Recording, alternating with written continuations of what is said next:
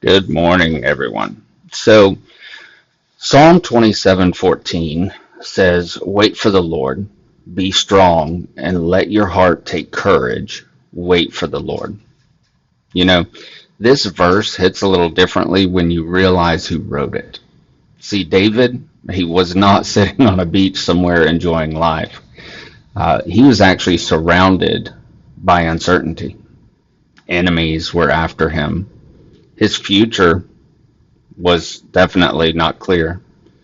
And yet, in the middle of all of that, he doesn't say panic.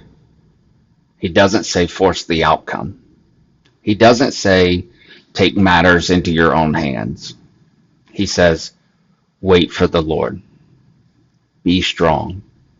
Take courage. Wait for the Lord. What's interesting is that David puts courage right in the middle of waiting because sometimes waiting takes more courage than fighting. Most of us are pretty good when there's something to do, right? But you give us a problem and we'll make a plan.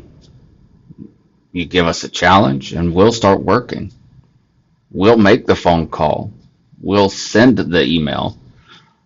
Start the project. We'll figure it out. But when God says not yet, that's where courage is required.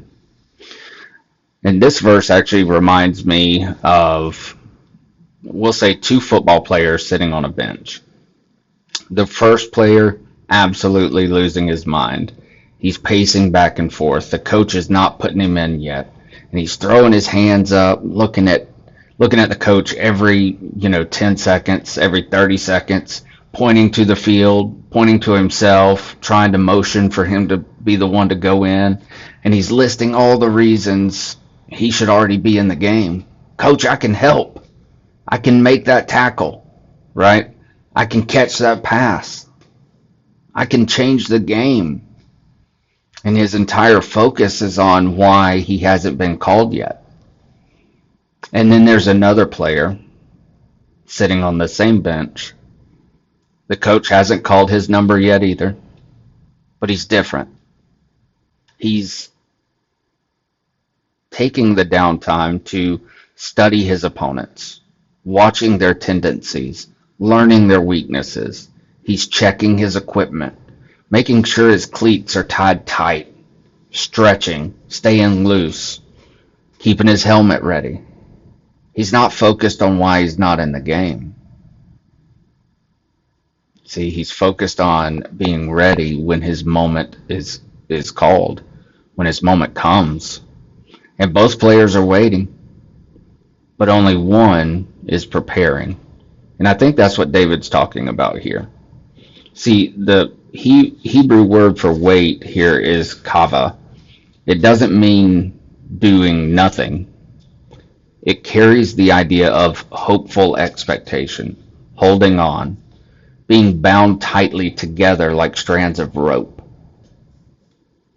Biblical waiting isn't passive. It's active trust. It's holding on to God while you prepare for what's next. It's trusting the coach who sees the entire field when you can only see your position. It's believing his timing is better than your urgency. See, because here's what I've learned. Waiting is not wasting. Some of the most important work God does happens beneath the surface. Just like roots grow before fruit appears, right? God is often building things in you before he builds things around you. He's developing that patience, that character, the wisdom, the dependence, and that strength. Things that won't show up on the outside until later. See, anyone can trust God after the door opens, but faith is trusting him while you're still sitting on the bench. Faith is trusting him when the prayer has not been answered yet, when the opportunity hasn't arrived, when the direction isn't clear, when heaven seems quiet.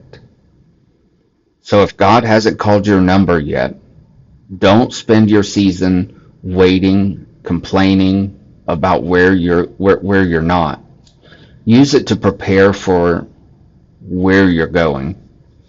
Study, grow, learn, get stronger, but stay ready.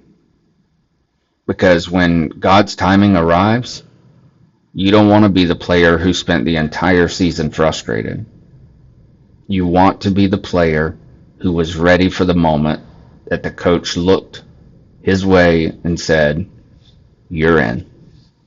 And remember this, don't mistake God's silence for God's absence. Because the God you're waiting on is the same God who's working. Thanks, guys. Keep building.